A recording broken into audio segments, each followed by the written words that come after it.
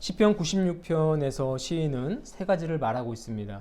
첫째, 새 노래로 여호와께 노래하라고 말합니다. 시인은 여호와께 노래하라고 여러 번 걸쳐서 말을 하고 있는데요. 1절을 보면 새 노래로 여호와께 노래하라, 온 땅이여 여호와께 노래할지어다 라고 하면서 노래하라가 두 번이나 반복되는 것을 보게 됩니다. 2절을 보니까 여호와께 노래하며 그의 이름을 송축하며 그의 구원을 날마다 전파할지어다. 그리고 4절을 보니 여호와는 위대하시니 지극히 찬양할 것이요 라고 말하고 있는데요. 여기서 노래는요 찬양과 동일합니다. 그리고 송축 또 전파, 찬양 이 모든 것도 다 노래하다와 동일한 뜻을 가지고 있습니다. 3절에 기록된 선포하는 것도 역시 마찬가지로 찬양에 해당됩니다. 3절 보니까 그의 영광을 백성들 가운데에 그의 기이한 행적을 만민 가운데에 선포할지어다 라고 말을 하고 있습니다. 노래하고 하나님을 찬송하고 송축하고 전파하고 선포하는 것이 우리가 마땅히 해야 할 일이라고 시인은 지금 우리에게 권면하고 또 도전하고 있는 것입니다. 그렇다면 왜 우리가 노래하고 찬송하고 선포해야 되는가? 그것을 한번 살펴보도록 할 텐데요. 2절과 3절을 보니 여호와께서 우리를 구원하셨고 기이한 행적으로 우리의 삶 속에 역사하시기 때문이라고 그렇게 말을 하고 있습니다. 2절을 볼까요? 여호와께 노래하여 그의 이름을 송축하며 그의 구원을 날마다 전파할지어다. 3절은 그의 영광을 백성들 가운데에 그의 기이한 흔적을 만민 가운데에 선포할지어다. 이렇게 기록하고 있습니다. 여기서 기이한 행적이란 말은요, 놀라운 일과 기적과도 같은 일을 말합니다. 사실 하나님께서 행하시는 일은요, 모두가 다 놀랍고 기적적인 역사들입니다. 출애굽기만 보더라도 자연을 통치하시는 하나님의 그 놀라운 역사를 우리는 알 수 있습니다. 애굽에 내린 10가지 재앙을 비롯해서 하늘의 구름과 불 기둥을 자유자재로 사용하시고 또 홍해 바다를 양쪽으로 가르셨다가 다시 원상복귀실 뿐만 아니라 단단한 바위에서 샘물이 솟아나게 하시고 또 빈곤하고 메마른 땅 위에서 만나와 메추라기를 소득할 수 있도록 그렇게 역사하시는 분이 바로 하나님이라는 것입니다. 이 자연을 통치하시는 하나님의 이 역사는 매우 기이하고 놀라운 것이죠. 또한 백성을 선택하시고 통치하시는 방법도 매우 놀랍습니다. 또 기이합니다. 우리가 따지고 보면요, 하나님께서 온 세상을 구원하시려는 그 놀라운 계획을 가지고 계시다면 아마 우리 생각에는 애굽을 선택하셨을 것이 더 좋았을 거라고 생각합니다. 애굽처럼 강한 민족, 그 강한 민족을 선택하면 온 인류를 구원하는 데에 훨씬 더 수월하게 또 하나님께서 조금 편하시게 그 구원 사역을 이룰 수 있을 거라고 생각이 돼요. 그런데 여러분 잘 아시다시피 하나님께서는 애굽처럼 강한 민족을 선택하지 않으셨어요. 그리고 그 강한 민족에 종속되어 있던 그 노예들을 선택하셨습니다.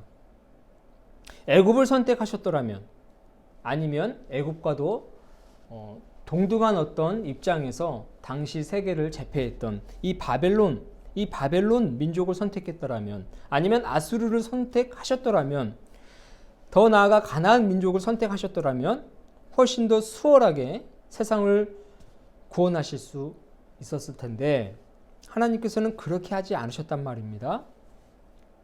강대국이 아니라 작고 연약한 히브리 족속입니다. 민족도 될 수 없는 보잘것없는 노예들을 통해서 하나님께서는 열방을 구원하시고 그들을 그 도구로 사용하셨다는 것입니다. 매우 놀랍지 않습니까? 우리의 상식에 맞지 않는, 우리가 충분히 합리적으로 생각할 수 있는 그런 방법을 택하지 않으셨어요. 하나님의 방법은 우리의 생각과 다릅니다. 매우 놀랍고 기이한 방법으로 이 구원 사역을 이루셨습니다. 하나님께서 그 백성을 다스리는 방법은 어떠합니까? 역시 매우 놀랍죠. 그리고 우리 인간이 생각하기에 납득이 되지 않는 매우 기이한 방법으로 하나님은 그들을 다스리시는 것을 볼 수 있습니다. 하나님께서 다스리시는 방법 가운데에 가장 대표적인 방법이 사랑입니다. 하나님은 시종일관 사랑으로 그 백성들을 다스리세요. 특별히 이스라엘 백성들, 그들을 다스리십니다. 그런데 여러분, 이스라엘 백성들이 하나님이 시종일관 사랑으로 다스리실 만큼 그들이 사랑스러운 행동을 하느냐? 그렇지 않다는 거예요. 이스라엘 백성들이 하는 행동을 보면요, 전혀 사랑스럽지 않습니다. 하나님의 다스림을 거부하는 그런 행동들을 너무나도 많이 하는 것을 보게 돼요. 허물도 많고요, 죄 많은 백성들이 이 백성들인 것입니다. 하나님의 은혜도 모르고 아주 배은망덕하죠. 수시로 하나님의 말씀을 거역할 뿐만 아니라 하나님이 가장 싫어하고 하나님 입장에서는 매우 상처가 될 만한 우상 숭배를 밥 먹듯이 했던 민족이 바로 이 히브리 민족이었고 이스라엘 백성들이었습니다. 하나님의 마음을 아프게 하다 못해서 칼로 후벼 파는 그런 어떤 잔인한 그런 행동들을 이스라엘 백성들이 했다는 거예요. 시편 95편에서도 우리가 살펴보았듯이 그들은 하나님의 인도하심을 경험했음에도 불구하고 하나님을 시험했습니다. 95편 9절을 제가 읽어드릴게요. 그때에 너희 조상들이 내가 행한 일을 보고서도 나를 시험하고 조사하였다. 이렇게 기록하고 있습니다. 하나님께서 행하신 놀라운 그 이적과 기사, 또 오늘 이 시편 96편에서 언급한 기이한 일들, 놀라운 일들을 몸소 다 체험하고서도 그들은 하나님을 시험하고 또 하나님을 조사하였다고 그렇게 기록하고 있는 것입니다. 이뿐만이 아니에요. 하나님께서는 이스라엘 민족을 가나안으로 인도하는 그 40년 동안에 그들로 인해서 근심하셨다고 기록하고 있습니다. 시편 95편 10절을 제가 또 읽어드리겠습니다. 내가 40년 동안 그 세대로 말미암아 근심하여 이르기를, 내가 40년 동안 그 세대로 말미암아 근심하여 이르기를, 하나님께서 40년 동안 그들 때문에 근심했다는 거예요. 그들은 마음에 미혹된 백성이라 내 길을 알지 못한다 하였도다. 그렇게 언급하고 있는 것을 보게 됩니다. 오죽하셨으면 하나님께서 40년 동안 내 근심 덩어리였다 이렇게 말을 하겠습니까? 그들은 결국 이 가나안 땅에 들어가지 못했지만 그들의 후손은 가나안에 들어갑니다.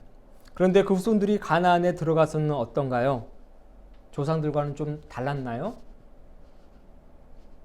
조상들보다는 더 훌륭한 믿음을 가지고 하나님의 사랑을 받을 만한 그런 자격을 갖춘 사람들이 되었나요? 아닙니다. 전혀 나아지지 않았어요. 이스라엘 백성의 후손들도 그들의 조상과 마찬가지로 하나님을 반역했고 하나님의 언약을 어겼고 말씀에 불순종하고 우상을 밥 먹듯이 섬겼던 그런 후손들이었습니다. 그들의 조상과 그들의 후손들 모두가 다 사랑받을 만한 구석이 눈꼽만큼도 없는 그런 백성들이었다는 것입니다. 이처럼 이쁜 구석이라고는 눈꼽만큼도 없는 그들을 하나님께서는 놀랍게도 품에 안으시고 사랑으로 돌보신다는 것입니다. 얼마나 놀랍습니까? 그리고 기이합니다. 기이해. 우리의 인간의 생각으로는 참으로 기이한 분이 하나님이라는 거예요. 하나님께서 그 백성들을 멸망시켜도 그 누구도 뭐라고 할 수 없어요. 왜? 하나님의 그 진노하심과 그 멸망을 하시려는 그 그 하나님의 그 마음은 아주 정당합니다. 그들이 행한 행실이 누가 왜 하나님 그렇게 하십니까? 라고 말할 수 없을 만큼 아주 극악무도했기 때문이에요. 그 누구도 뭐라 할 수 없는 그런 행실을 그들은 보였는데 하나님께서는요 늘 그 백성들을 용서하신다는 사실입니다. 때때로는 진노하시고 내가 당장 저들을 멸망시킬 것이다.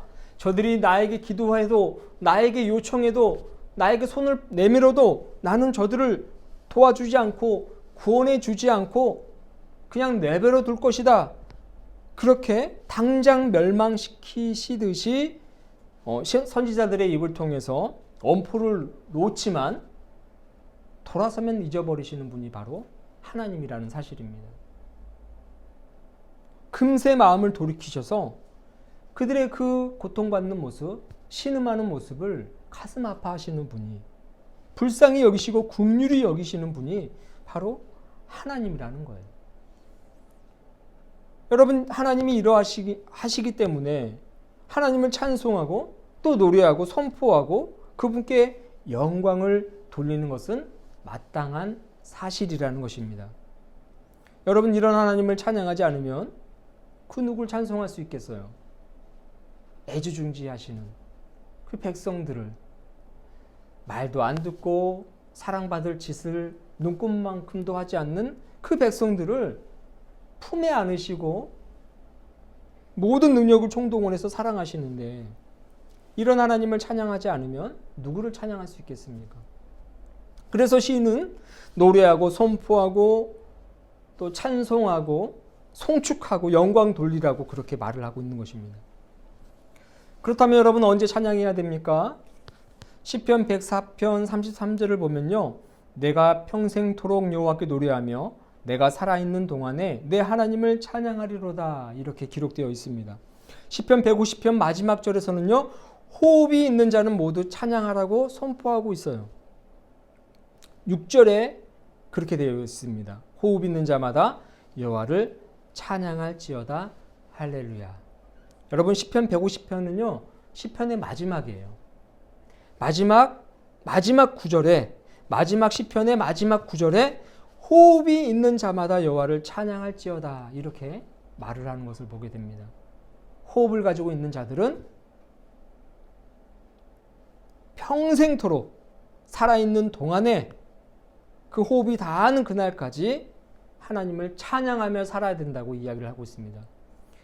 왜냐하면 하나님께서는 이처럼 이스라엘 백성들을 사랑받을 짓을 눈꼽만큼도 하지 않는 그 이스라엘 백성들을 애지중지하시며 정말 속도 다 내어놓고 속없는 하나님처럼 놀라운 일들로 그들을 품에 안으시고 사랑하시듯이 호흡을 가지고 이 세상을 살아가는 수많은 피조물들을 동일하게 사랑하고 있기 때문에 호흡이 있는 자들은 그 평생토록 살아있는 동안 호흡이 닿는 그날까지 하나님을 찬양해야 된다고 시인은 지금 이야기하고 있는 것입니다. 사랑하는 여러분 살아가는 동안 호흡이 닿는 동안 평생토록 여호와 하나님만을 찬양하며 살아가실 수 있길 주님의 이름으로 축원합니다. 그분의 사랑을 우리는 지금도 받고 있어요. 하나님께서는 기이한 일들로 또 사랑으로 우리를 애지중지하시면서 돌보고 있다는 사실을 기억하시길 주님의 이름으로 축원합니다. 두 번째로 시인은요. 영광과 권능을 올려드리라 이렇게 말하고 있습니다. 본시편 3절을 보면요. 그의 영광을 백성들 가운데에 선포할지어다 라고 그렇게 기록되어 있습니다. 또한 7절, 8절을 보면 만국의 족속들아 영광과 권능을 여호와께 돌릴지어다. 여호와께 돌릴지어다. 이렇게 두 번이나 강조해서 말하는 것을 보게 되고 8절을 보면 여호와의 이름에 합당한 영광을 그에게 돌릴지어다. 예물을 들고 그의 궁정에 들어갈지어다 라고 선포하는 것을 보게 됩니다. 본문의 백성들과 만국의 족속들은요. 이스라엘 백성들 뿐만 아니라 아담의 후손인 온 인류를 지칭하는 말입니다. 모든 피조물들은 한 마음으로 동일하게 한 분 하나님께 영광을 돌려야 한다고 그 당위성에 대해서 말하고 있는 것입니다. 이러한 시인의 이 권면과 또 선포는요, 시편 89편에서도 동일하게 언급되어 있습니다. 89편 9절을 보면 주여 주께서 지으신 모든 민족이 와서 주의 앞에 경배하며 주의 이름의 영광을 돌리리이다 라고 말하면서 이스라엘을 비롯한 모든 민족들이 주께 영광 돌릴 것임을 선포하고 있습니다. 여러분, 왜 모든 민족들이 주께 영광 돌려야 되냐면 모든 피조물들은요, 하나님의 손에 의해서 창조되었기 때문이에요. 하나님의 손끝에서 모든 피조물들이 다 창조되었습니다. 이 지구를 살아가는 수많은 피조물, 존재하는 모든 피조물, 온 우주 만물을 채우고 있는 수많은 행성들, 이 모든 것들은 다 하나님 손끝에서 창조되었기 때문에 모든 피조물들은 그 하나님을 찬양하며 살아야 될 수밖에 없습니다. 모두의 하나님이십니다. 그렇기 때문에 모두에게 영광 받으시기에 합당하신 분이 그 하나님이라는 거예요. 시인은 본시편 10절에서 하나님께서 다스리심으로 세계가 굳게 서고 흔들리지 않는다고 말을 하고 있습니다. 모든 나라 가운데서 이르기를 여호와께서 다스리시니 세계가 굳게 서고 흔들리지 않으리라. 그가 만민을 공평하게 심판하시리라 할지로다. 이렇게 기록되어 있습니다. 그런데 이 구절을 어디서 많이 들어본 것 같지 않습니까? 여호와께서 다스리시니 세계가 굳게 서고 흔들리지 않는다. 이 구절을 우리가 이전에 한번 살펴보았어요. 기억나실지 모르겠지만 시편 93편에서 우리가 살펴봤던 내용입니다. 동일하게 오늘 이 96편 10절과 93편의 이 내용은 매우 동일한 내용입니다. 유사한 내용입니다. 1절을 제가 읽어드리면 93편 1절을 제가 읽어드리면 여호와께서 다스리시니 스스로 권위를 입으셨도다. 여호와께서 능력의 옷을 입으시며 띠를 띠셨으므로 세계도 견고히 서서 흔들리지 아니하는도다 라고 기록되어 있습니다. 우리가 그래서 지난번에 살펴보았잖아요. 권위에 대해서 살펴보았습니다. 여러분, 하나님께서는요, 온 우주를 다스리세요. 하나님께서 창조하신 모든 세계를 다스리십니다. 혼돈의 세계를 다스리시고 또 영혼의 세계를 다스리시고 또 현 세대를 하나님께서는 다스리십니다. 하나님의 영향력 아래에서 벗어나는 장소는 없고 벗어나는 존재는 없어요. 모두가 다 그 영향력 아래에 있습니다. 하나님의 손과 발이 닿는 그곳에 모든 피조물들이 있는 것입니다. 그러므로 하나님께서 창조하신 세계에 두 발을 딛고 살아가는 피조물들은 모두 하나님께 영광을 올려드려야 하는 것입니다. 우리가 잘나서 지금 이렇게 살아가는 게 아니에요. 자연적으로 세상이 조성되어서 지금 이렇게 견고하게 운행되고 있는 것이 아닙니다. 그것은 매우 교만한 거예요. 하나님을 하나님으로 인정하지 않고 그 영광을 개인이, 피조물들이 차지하려고 하는 그런 교만한 죄악입니다. 모든 피조물들은 그것을 지으신 이가 있습니다. 그리고 피조물이 운영되어 가는 것, 그 피조물들을 다스리시는 이가 있기 때문에 모든 피조물들이 흔들림 없이 견고히 서가고 있다는 사실을 우리는 알아야 합니다. 그분이 누구이십니까? 바로 하나님이라는 겁니다. 하나님이 창조하시고 온 피조 세계가 견고히 서서 흔들리지 않도록 역사하고 있다는 사실을 알아야 돼요. 그렇기 때문에 그분께 영광을 올려드려야 되는 겁니다. 하나님께 영광을 올려드려야 하는 거예요. 8절 9절을 보면 여호와의 이름에 합당한 영광을 그에게 돌릴지어다. 예물을 들고 그의 궁정에 들어갈지어다. 아름답고 거룩한 곳으로 예배할지어다 라고 말씀하고 있습니다. 여호와의 이름이 등장하는데 하나님의 이름은 무수히 많습니다. 트리니티 모바일 성경 사전을 보니까 굉장히 많은 이름이 기록되어 있음을 보게 돼요. 히브리어로 된 가장 중요한 세 가지 이름이 있는데 엘로힘, 야훼, 아도나이입니다. 엘로힘이라는 것은 경외해야 할, 두려워하고 공경해야 될 최고의 존재가 이 엘로힘이고요. 야훼는 우리가 지금 이 성경에서 언급하고 있는 내용입니다. 여호와를 야훼라고도 이야기를 합니다. 또 아도나이라는 이 말은요, 나의 주님이라는 뜻이에요. 옛날에 유대인들은 하나님의 이름을 함부로 부를 수 없어서 나의 주님 아도나이 이렇게 불렀다고 합니다. 그 부분이 나오면. 그런데 이 아도나이라는 부분도 하나님의 이름처럼 돼서 이제 하나님의 이름을 망령되이 부를 수 없는 것이 이 십계명의 그 엄중한 경고이기 때문에 나중에는 아도나이 이 부분도 아예 그냥 빼버렸다고 하더라고요. 하나님의 이름조차 언급할 수 없는 그 대상이에요. 하나님은 우리 인간이 입으로 담아낼 수 없는 그런 분이라는 것입니다. 거룩한 이름이죠. 영광스러운 이름이죠. 경외해야 되는 그런 이름인 거예요. 히브리어로 된 가장 중요한 세 가지 이름이 바로 엘로힘, 야훼, 아도나이입니다. 다른 중요한 이름들이 성경에 꽤 많이 있는데 엘샤다이, 전능하신 하나님, 엘yon, 지극히 높으신 하나님, 엘로헤 올람, 영원하신 하나님, 야훼 엘로힘, 여호와 하나님, 야훼 체바누트, 만군의 여호와, 이런 중요한 이름들이 있습니다. 또 하나님께서 하시는 사역과 관련된 이름들이 있는데 여호와 이레, 여러분 많이 들어보셨죠? 여호와 이레, 여호와 니시, 승리를 주시는 분, 여호와 샬롬, 여호와는 평화를 주신다, 여호와 로이, 여호와는 나의 목자가 되시고, 여호와 삼마, 여호와께서 지금 여기에 계시고, 등등등. 이 외에도 여러 가지 이름들이 있고, 또 살아계신 하나님, 처음과 나중 되시고 알파와 오메가, 또 예적부터 계시니 등등, 이 서술적인 이름들도 하나님의 이름에 다 포함되어 있는 거예요. 그러니까 온갖 좋은 이름은 다 하나님 것이라고 보면 되겠습니다. 여러분, 그 이름에 합당한 영광을 돌리라고 이야기를 하고 있습니다. 그리고 예물을 들고 하나님께 나아오라고 이야기를 하고 있어요. 근데 여기서 예물이라는 것이 꼭 물질적인 것만 해당하는 것이 아니에요. 하나님은 온 우주 만물의 주인 되시죠. 물질적인 아쉬움이 전혀 없는 분이십니다.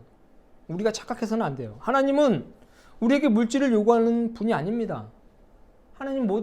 하나님께서는 모든 물질을 다 소유하고 계시기 때문에 없는 물질도 만들어내실 수 있고 얼마든지 자유자재로 사용하실 수 있는 분이시기 때문에 하나님께서 물질을 요구한다, 그렇게 생각하면 안 돼요.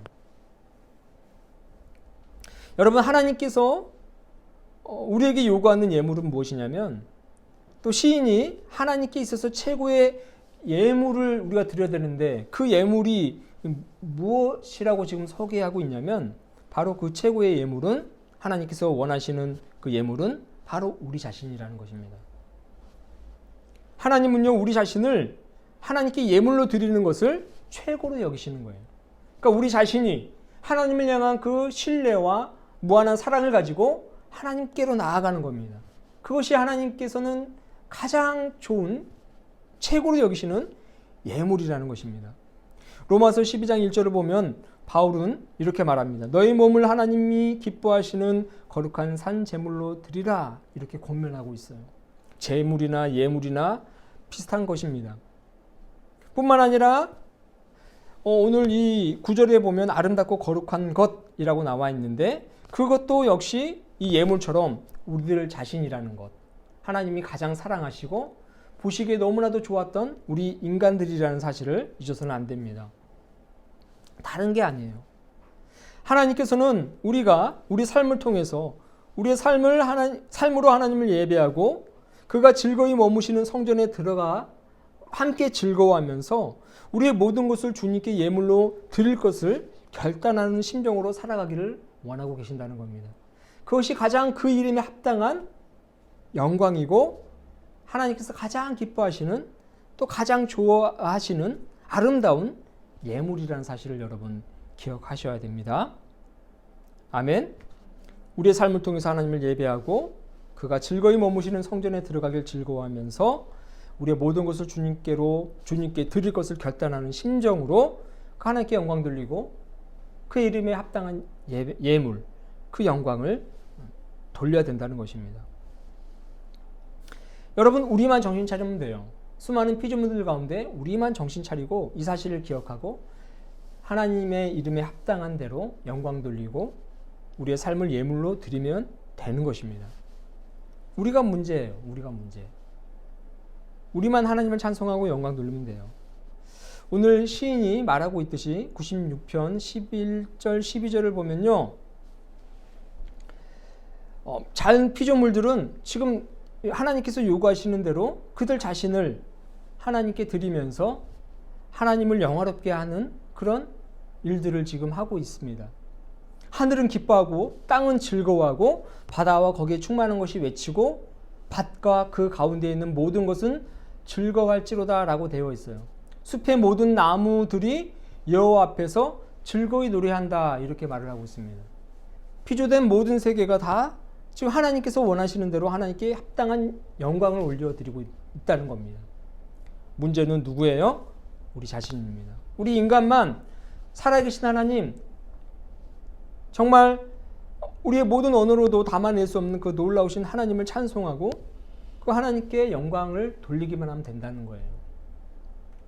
저와 여러분은 정말 하나님께서 기뻐하시는 대로 늘 항상 하나님께 영광 돌리고 우리의 삶을 하나님께 온전히 예물로 드리면서 하나님 앞으로 나아올 수 있는 복된 주님의 자녀들이 되시길 주님의 이름으로 축원합니다. 마지막으로 세 번째, 심판하신 하나님을 보라고 시인은 지금 말하고 있습니다. 10절과 13절에서 시인은 하나님은 세계와 땅과 백성을 심판하시는 분으로 묘사하고 있어요. 근데 여기서 심판은요, 감찰하신다라는 그 말로 바꾸어 해석해도 무방합니다. 감찰한다는 것이 무엇입니까?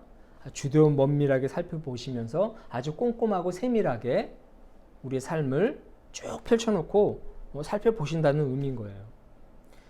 우리의 삶, 우리 개인의 삶뿐만 아니라 하나님께서는 피조된 이 세계 또한 꼼꼼하게 살펴보신다는 사실을 기억해야 합니다.